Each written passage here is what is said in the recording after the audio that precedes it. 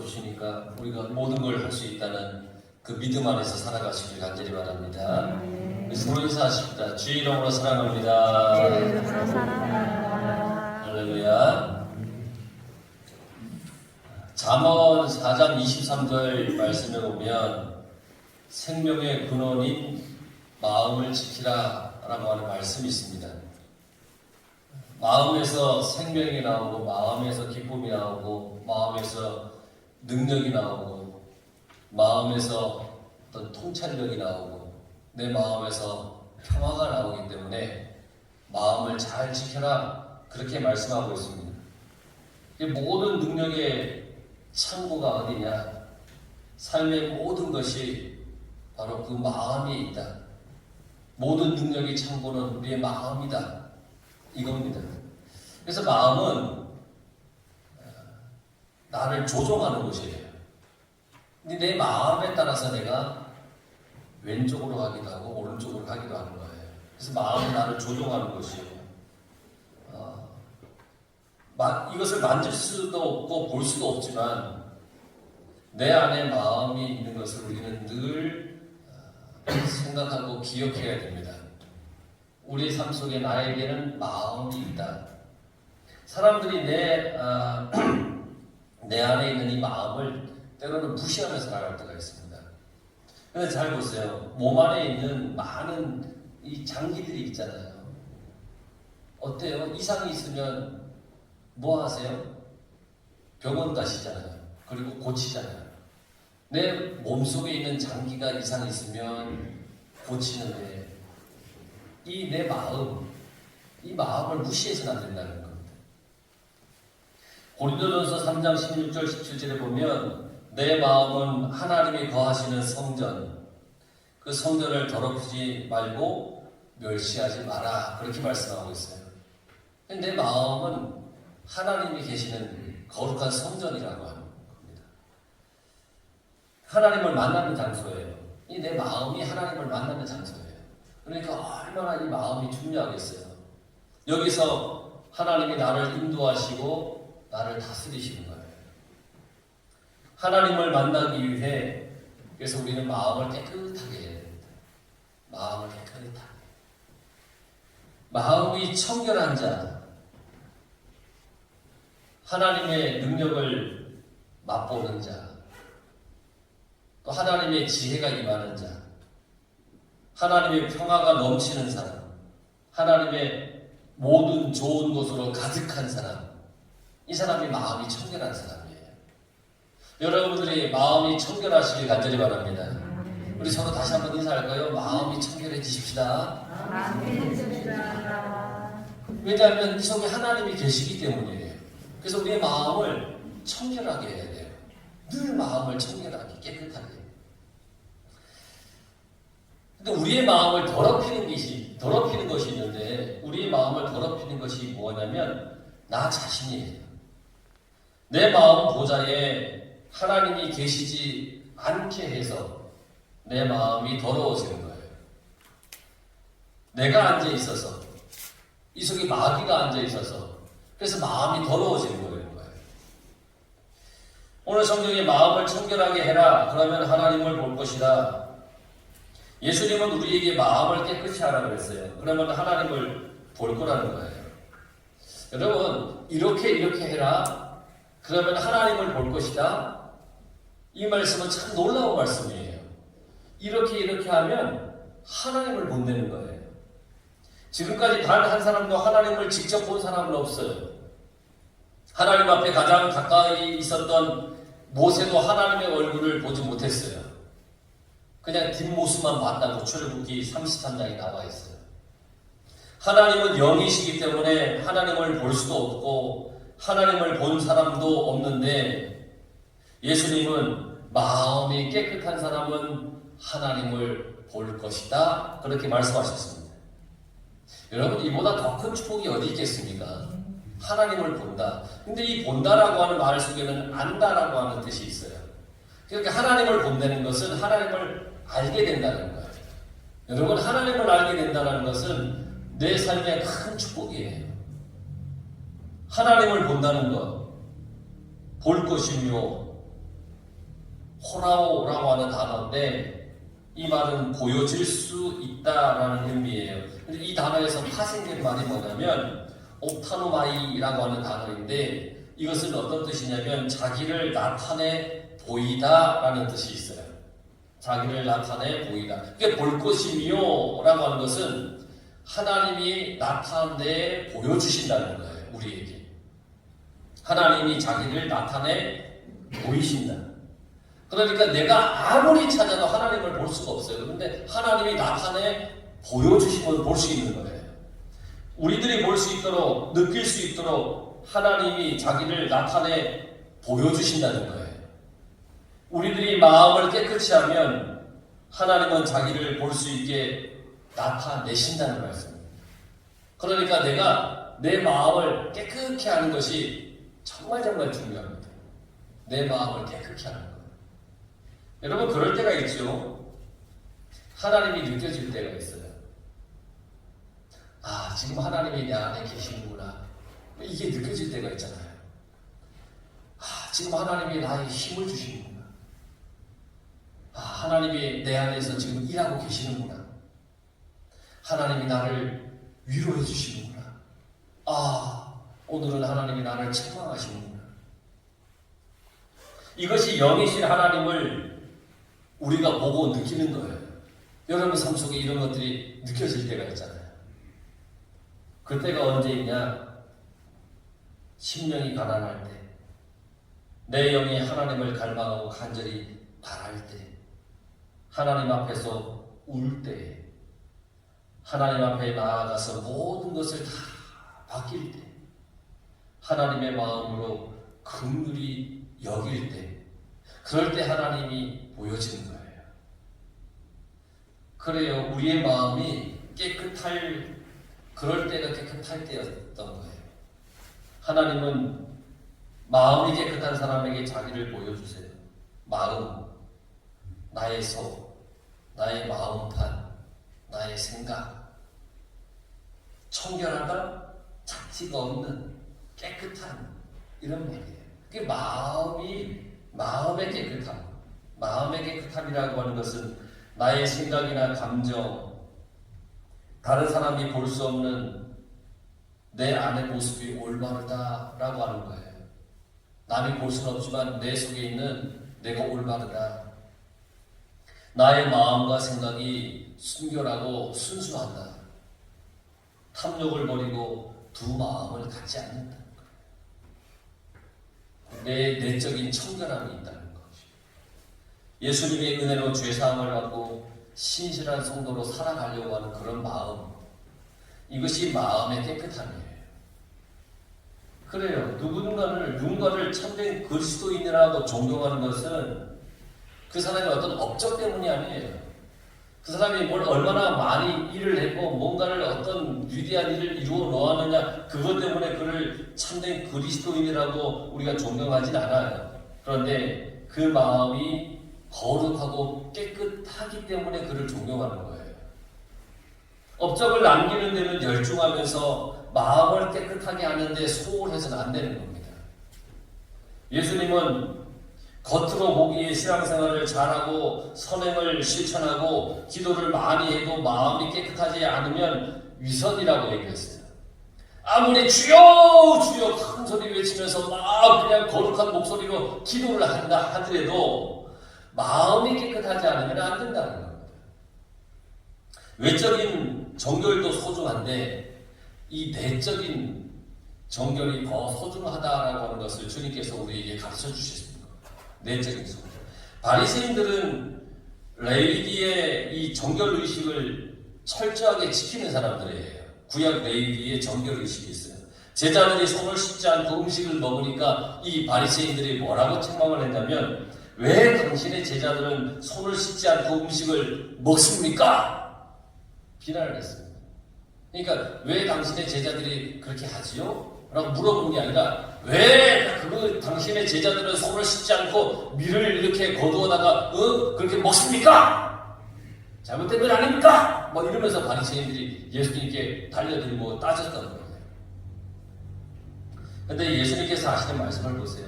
사람을 더럽게 하는 것은 손을 씻지 않고 먹는 것이 아니라 마음에서 나오는 것이다. 그렇게 말씀하셨어요. 마태복음 23장에 보면 화 있으신저 외식하는 서기관들과 바리새인들이여 잔과 대접의 겉은 깨끗이 하되 그 안에는 탐욕과 방탕으로 가득하게 하는도다.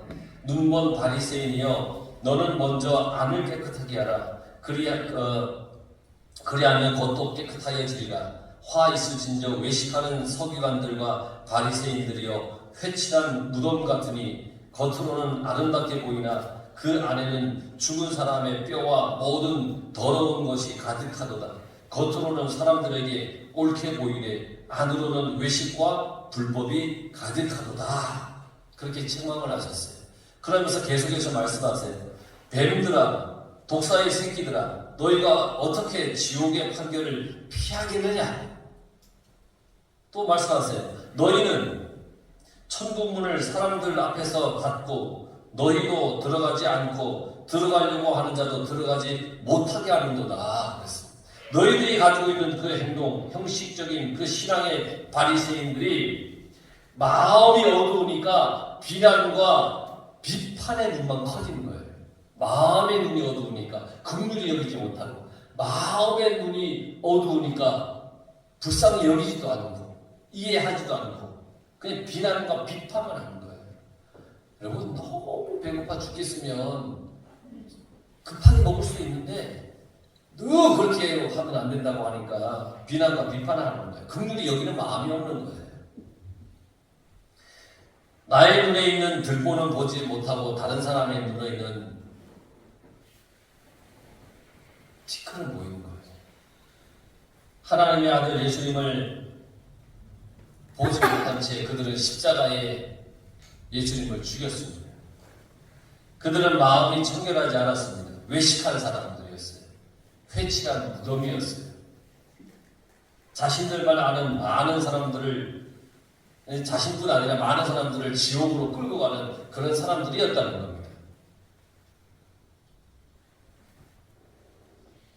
이렇게 살면 하나님을 볼 수가 없습니다. 이렇게 사는 사람들을 통해서는 하나님을 볼 수가 없습니다. 이런 사람의 모습에는 천국이 나타나지가 않는 겁니다. 여러분, 그러면 우리가 깨끗한 마음을 갖기 위해서는 어떻게 해야 되느냐? 깨끗한 마음을 갖기 위해서는 예수님의 피로 죄 씻음을 받아야 됩니다. 예수님의 피로 죄 씻음을 받아야 우리의 마음이 깨끗해집니다. 요한일서 1장 7절에 보면 예수의 피가 우리를 모든 죄에서 깨끗하게 하실 것이요 라고 그렇게 말씀하고 있습니다. 사람의 이 장기 같은 것들은 이식할 수가 있잖아요. 죽어가는 사람이, 장기의 손상으로 죽어가는 사람이 건강한 어떤 장기를 가져다가 수술을 하면 이식을 받으면 살아날 수가 있잖아요. 그런데 사람의 마음은 이식할 수가 없어요. 어떤 깨끗한 사람이라고 하는 사람의 마음을 가져다가 내 마음에 심을 수가 없는 거예요. 이식할 수가 없어요. 사람의 마음은 의학적으로 치료되는 것이 아니에요. 과학적인 방법으로 마음이 개조되는 것이 아니에요. 도덕적인 방법으로도 마음을 바꿀 수가 없어요. 오직 사람의 마음을 바꾸는 것은 예수 그리스도의 보혈의 피밖에 없어요.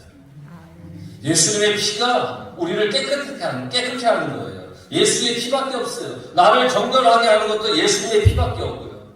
내 죄가 씻김받는 것도 예수님의 피밖에 없고요. 예수 그리스도의 거룩한 그 보혈이 우리의 마음을 깨끗하게 하는 거예요. 예수님께서 십자가에서 흘리신 피로 씻으면 마음이 정결해집니다. 할렐루야. 예수님의 피로 우리의 마음이 깨끗하게 되는 거예요. 잠언서 1장 23절에 보면 나의 책망을 듣고 돌이키라. 보라, 내가 나의 영을 너희에게 부어주며 내 말을 너희에게 보이리라. 주님의 말씀 안에서 우리가 돌아와야만 깨끗하게 우리의 마음이 씻겨집니다. 하나님의 말씀에 불순종하고 주님의 뜻을 따르지 않고 내 마음대로 내 뜻대로 살았던 그 죄를 회개해야 되는 겁니다. 죄는 마음을 더럽게 합니다. 그러면 하나님이 보이지 않습니다. 음욕을 품어보십시오. 마음이 더러워집니다. 그럼 하나님이 안 보입니다. 거짓말을 하면 하나님이 옆에 계신데도 못 봅니다. 마음이 더러워졌기 때문입니다. 그러니 여러분, 주님의 보혈로 여러분의 마음이 깨끗이 씻김받기를 간절히 바랍니다. 또한 세속에 물들지 않아야 됩니다. 그래야 우리의 마음이 깨끗해집니다. 다니엘은 어린 나이에 자신의 나라 유다가 바벨론에게 멸망당하고 거기에 포로로 끌려갔어요. 다니엘이.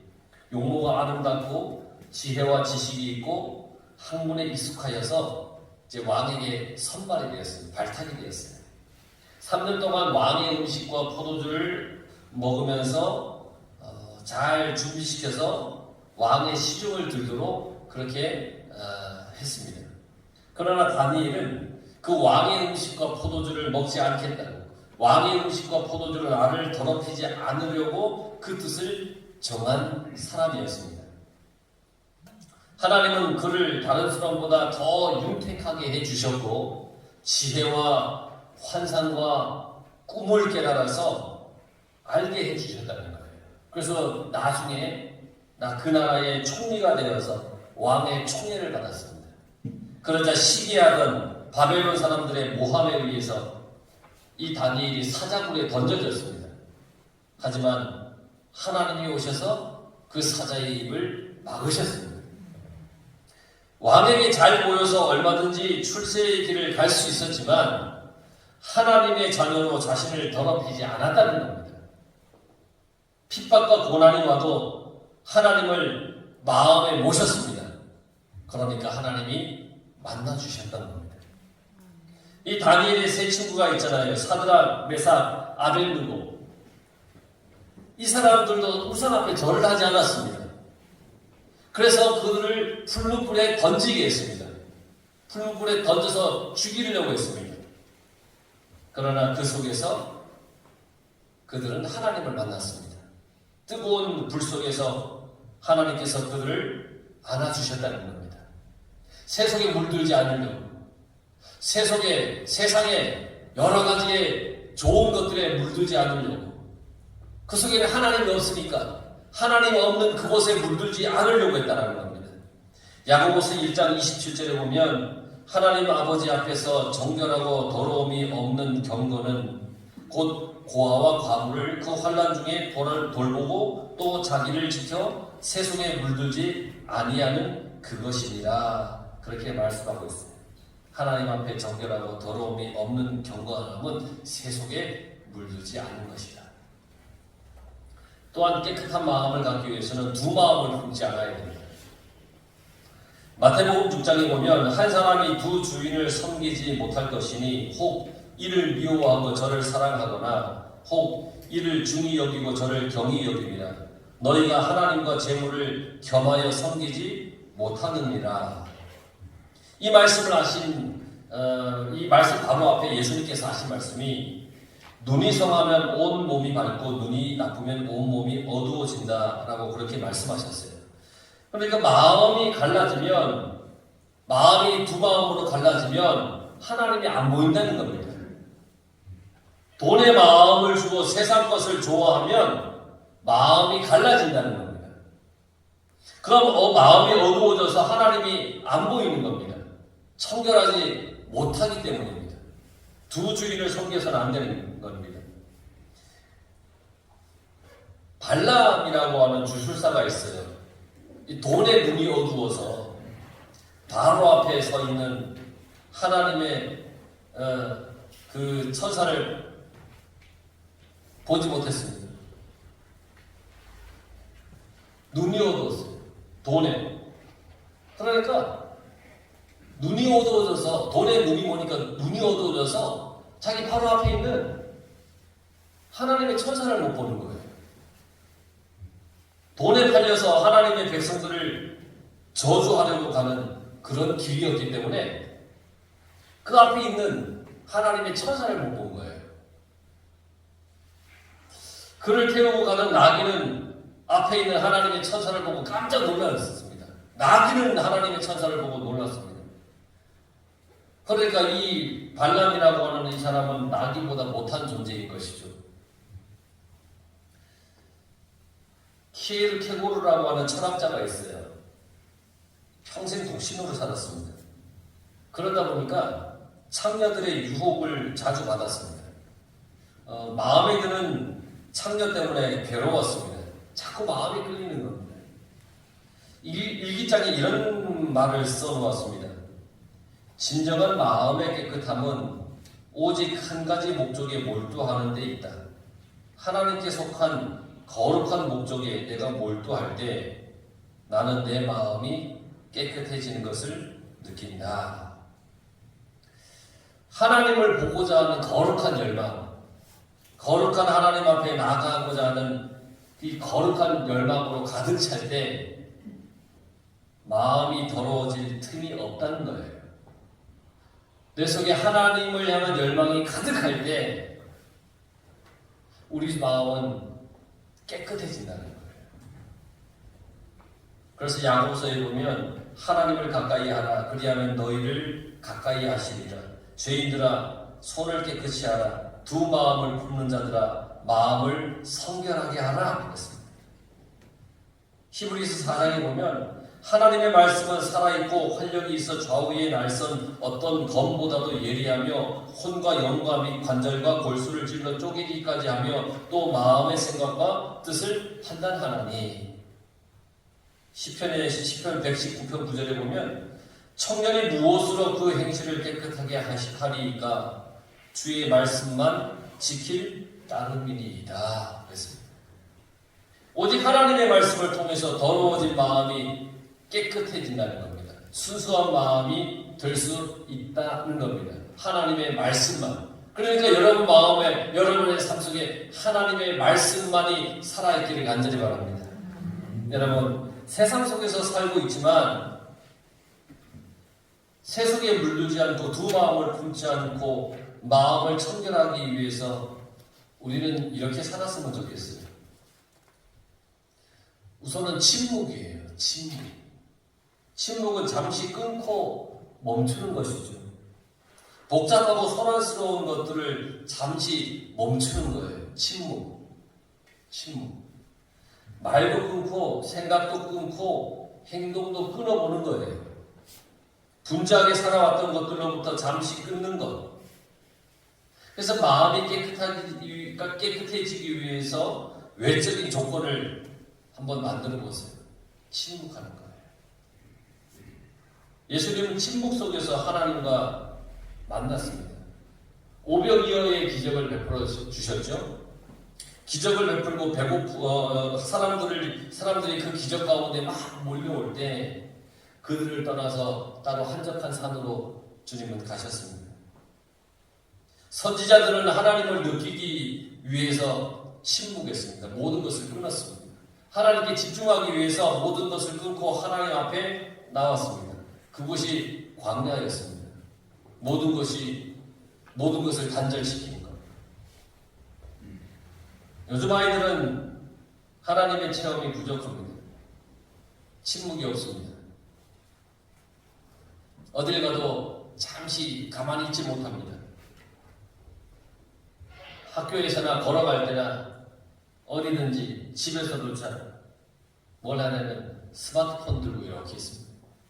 어제 이렇게 보니까 횡단보도로 어떤 사람이 지나가는데 스마트폰을 들고 이렇게 지나가요. 멈추지 못해요. 자면서까지 끌어안고 가요. 그래서 막 핸드폰이 막 머리에 떨어지기도 해요. 막 이렇게 보다가 막 떨어져요. 막 자기 전까지 들고 이렇게 보는 거예요. 여러분, 하나님을 만날 수 있는 시간이 전혀 없어요. 내 삶 가운데 광야를 우리가 만들어 봐야 돼요. 세상을 조금 끊어놓고 하나님께 집중하는 시간, 이런 시간. 이 예배 드리는 시간도 그런 시간이죠. 세상에 우리가 분주하게 살다가 다 끊어놓고 모든 것을 다 내려놓고 하나님 앞에 나와서 이렇게 하나님을 만나는 시간이잖아요. 마음을 우리가 정결하게 하는 시간. 예배를 잘 드려도 내 마음이 정결해진 지는 그런 시간이 되는 거죠. 또한 고요입니다. 고요. 침묵은 외적인 조건을 만드는 건데 이 고요는 내 안에 분주했던 것들을 정리하는 거예요. 내적인 것이죠.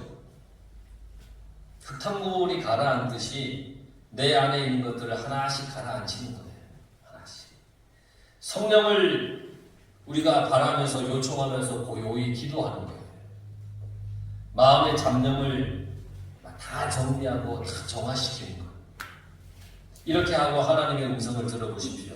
하나님의 임재를 느끼게 될 거라는 겁니다. 또한 집중입니다. 마태복음 11장에 그때에 예수께서 대답하여 이르시되 천지의 주제이신 하나님 아버지여 이것을 지혜롭고 슬기 있는 자들에게는 숨기시고 어린아이들에게는 나타내심을 감사하나이다 그랬어요. 지혜롭고 슬기 있는 자들은 이런저런 이유로 마음이 깨끗하기가 쉽지가 않아요. 하나님을 보여줘도 보지 못해요. 말씀을 들어도 깨닫지 못해요. 왜냐하면 마음이 분주하기 때문이에요. 하나님의 뜻을 어린아이들에게 나타내신다는 것은 집중하는 마음 때문이에요. 어린아이들의 마음은 하나님께만 집중하는 마음인 것이에요. 그래서 하나님께 집중하는 자에게 가르쳐 주시니 감사합니다. 왜 내가 날마다 비참해집니까? 하나님이 안 보이기 때문이에요. 왜 날마다 힘을 잃고 주저합니까? 전능하신 하나님이 안 보이기 때문이에요. 이유가 뭡니까? 무엇인가로 더러워져 있습니다. 마음이 갈라져 있기 때문이에요. 마음. 여러분 세상을 보지 마십시오. 세상에 속습니다. 사람을 보지 마십시오. 사람에게 실망합니다. 오직 하나님만 바라보며 살아가시기 바랍니다. 하나님을 더 가까이 보면서 살아가시기 바랍니다. 그것이 우리가 승리하는 비결이고 밝게 사는 비결입니다. 이 세상 사람 앞에 무언가 보여줄 수 있는 비결이 그겁니다. 등불을 켜서 말 위에 두라. 하나님께 집중하며 살아가야 그때 비로소 우리가 자신 있게 그렇게 살아갈 수가 있다는 겁니다. 그러니 여러분 마음이 청결하기 위해 오직 하나님께 가까이 하나님과 함께 하나님의 영이 내 속에 계셔서 내 마음이 깨끗해져서 여러분 모두가 하나님을 바라보고 하나님의 뜻을 깨닫고 알게 되는 그런 복된 삶을 살아가시길 간절히 축원합니다.